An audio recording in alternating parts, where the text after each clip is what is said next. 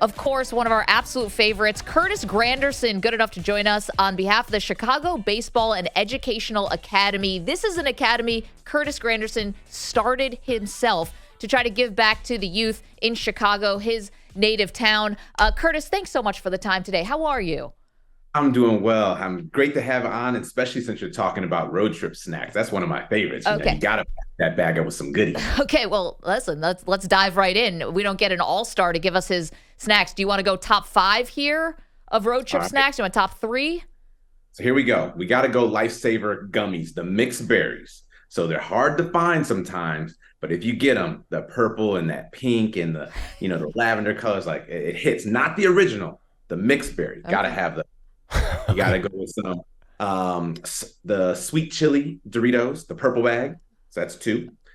Only fresh Reese's peanut butter cups, and now it's Halloween. So if you buy some right now, it's fresh. If they've been sitting in that gas station a little too long to get a little chalky, you definitely don't want that. That's a health food though. That's basically a protein set. I argue that Reese's is that's a protein bar. Consider it a post-workout snack. You got the protein to balance and also give you some length on that road trip. So you got those 3.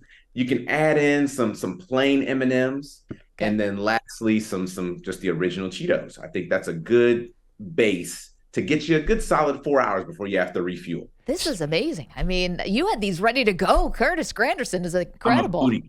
Don't let the size fool you. I love to eat. Curtis, what about on a plane? You guys flew a lot. What do you eat? Is it just peanuts, or when you're a professional athlete, do you get better food on an airplane?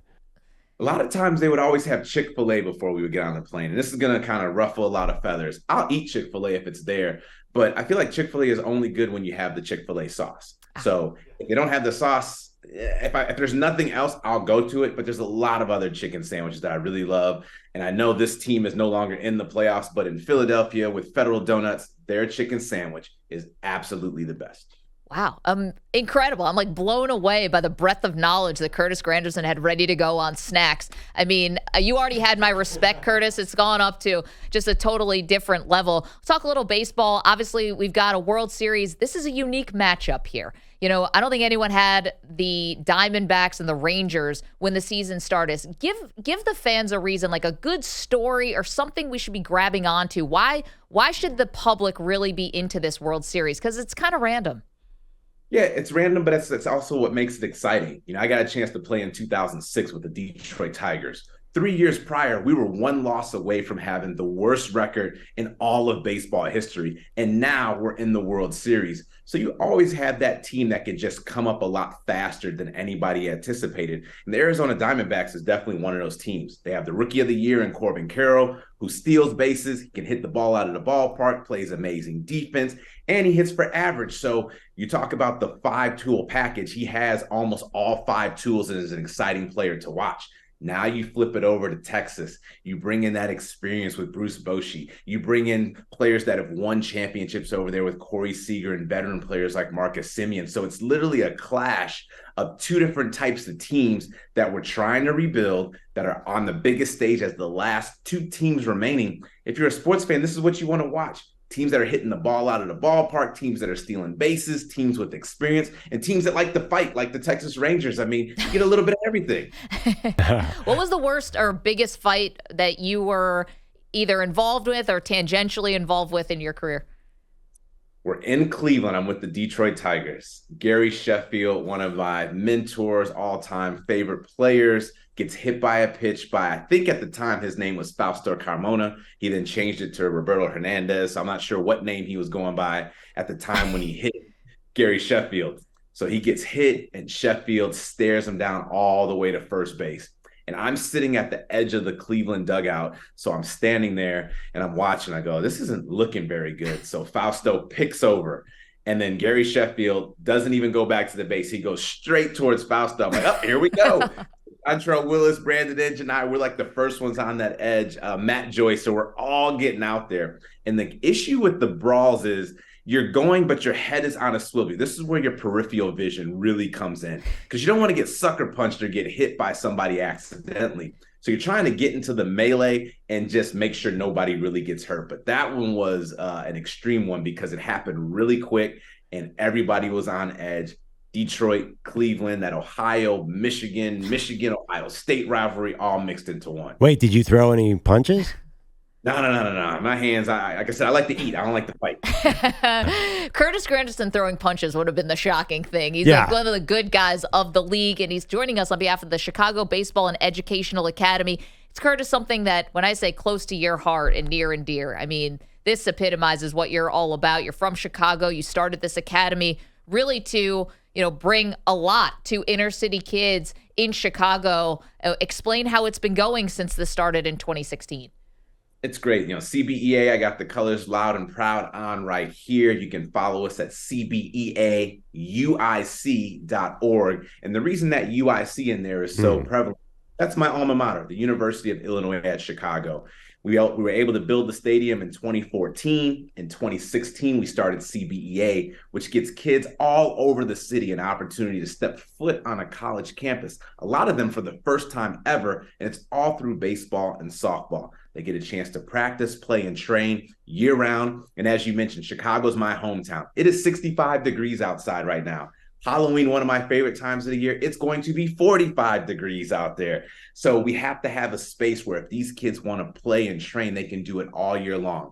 So we have one of the best views in all of baseball that gets you outside, but when it gets cold like it will next week, we also have the ability to go inside. And this is the place where when the Cubs are in town for their Cubs Fest, the White Sox are in town for their White Sox Fest. And when I was training in the offseason, this is where major league players played and trained. And this always goes all the way down to 8-year-olds. So we have the kids that are getting started all the way up to the professionals getting a chance to get after it baseball-wise all year long in the great city of Chicago, my hometown. Curtis, where are we with kids in baseball? I mean, there's so many options for young people right now. The sport is obviously has different levels of popularity than when I was a kid. Are kids getting into it? A lot of different kids? Options are definitely great. I played multiple sports growing up. There's a lot of kids that are still playing baseball. Like I said, I ran track, I played flag football, I bowled, I played basketball, I did them all. And I highly encourage kids and their parents and their coaches to allow them to play as many sports as possible. First and foremost, we never know what you're going to grow up to be. I have a lot of friends that I grew up with, and I ended up being one of the shortest ones. I have a friend that's 6'9", 6'8", 6'4", 6'5". And just imagine if we would have stopped them from playing basketball at an early age. Their potential was still yet to come, and we don't know that at the age of 10, 11, or 12. And the great thing about baseball is we have a lot of kids that are playing between the ages of 6 and 12 all across the country. But when they go from 12 to 13, that's when we see a drastic drop. About 2 million kids stop playing the game at that point in time for a number of different reasons. The fields get a little bit bigger. A lot more things start to become of interest. And then now that whole pay for play model where if I just want to play, my options are limited, where it seems like the only thing I have available is the travel ball route. And travel ball is not cheap. Yep. You add expenses of trying to get to and from your equipment. And I have some friends and family that are thinking about purchasing an RV because they're going to save more money doing it that way than going to all the different tournaments and having to stay in the hotels. So that's a problem that we have to try to address, because if you want to play, you should still be able to play. Again, this is Chicago Baseball and Educational Academy. Curtis Granderson founded this in his hometown, put up his own money. I mean, really, are trying to live this for the hometown city of Chicago. He's a 3-time All-Star. He's a Silver Slugger. And you're doing some TV now, Curtis, which was like the most obvious thing ever. If you're watching your playing career, you're just meant for TV. I'm curious, you're watching on the Fox set, right? I know you're doing stuff for Turner, but you're watching the Fox set. 2 of your former teammates, A-Rod and Jeter, reunited on television. How improbable was it to have those 2 guys be teammates again? I think it's interesting because A-Rod was one of the smartest baseball minds that I've ever been around throughout the baseball career. The way he just talks about the game, breaks down the game. I know he doesn't want to do this, but he would be a perfect GM for a team because he just knows all those small details, thinks ahead. And you saw it happen in the Arizona Phillies game.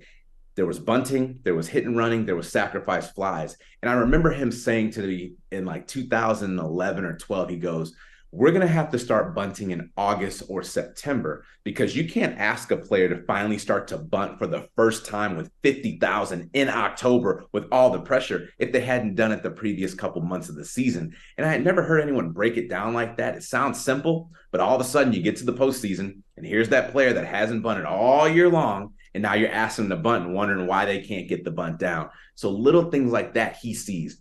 Now you flip it over to Jeter. I can't say that I would have bet that Jeter would have been doing TV, but once he did finally get that opportunity to do it, he's embraced it. His experience, his just champion pedigree, he brings that different element to that set. So it's fun to watch it. I got a lot of friends and family that have been texting me saying, wow, look at the two of them up there, and obviously Poppy in the middle. It's fun to bring the game to the fans right before, get them excited before they get a chance to watch what's going to happen, and then let them come out and wrap it up. But I think they've been doing a great job over there at Fox. Curtis, help us settle a show debate here. I'm a Phillies fan. We lost to the Diamondbacks. I am now rooting for the Diamondbacks because I feel like it makes the Phillies look better if the Diamondbacks win. If a team beats you, did you want to see them go on and succeed to make it look like the loss was better? Well, the bandwagon is real. You know, we had that CBS promo where hop on the bandwagon, and I think that's what you're saying you're doing. Yeah, totally. So you got to jump on the team that has beat your team. I can't say that I necessarily did it from a player standpoint, but at the same time, if that team does beat you and they go on to win it, you go, okay, we got beat by the best team in baseball. You can live with that. But it's hard to go ahead and cheer for one of those other teams when you're in it. But as a fan, you know, I grew up watching the Braves. I was a big Braves fan, even though Chicago is home for me. And whenever they got bounced out of it, I was like, you know what? Let me see who's left and which one of those teams I like better. And 9 times out of 10, it was probably the team that ended up beating the Braves. Curtis, last one for you. And again, thanks for joining us today. You obviously have the reputation of being a great guy. I mentioned the Roberto Clemente Award winner. You now started a baseball academy in your hometown for underprivileged kids. Which superstar who you played with was the most down to earth? Like, who was the guy? Because you've been with a lot of, you know, really big names. Who was the best guy out of those? There's so many of them, and I've been blessed to have just great teammates that one treated me with respect and just made it fun to come to the ballpark. But probably one that I was really cool was Sean Casey.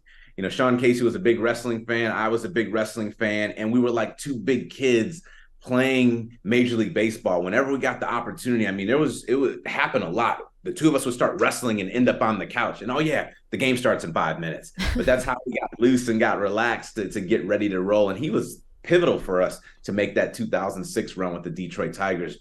But the list can go on. I mean, I was really fortunate. Jeter's one of them. CC Sabathia, who I'm still cool with. Edwin Jackson, who's played for every team imaginable. You know, just to name a few, just so many guys. Marcus Thames, who's still around being a hitting coach for a number of different teams. You know, just some really cool guys that I call teammates. And probably one of the goofiest was Maglio Ordonez, from the long hair and just loose and relaxed, a pretty swing, and just one of the best baseball players that I got a chance to be a part of. So truly blessed that I got a chance to do it. I would pay anything to walk into a clubhouse and see Curtis Granderson putting Sean Casey in a camel clutch. That would have been really, really cool. Curtis, on behalf of Chicago Baseball and Educational Academy, you can find it online, CBEA, to check out more. Thank you so much for the time. We appreciate it. No problem. Thank you for having me. Enjoy that road trip.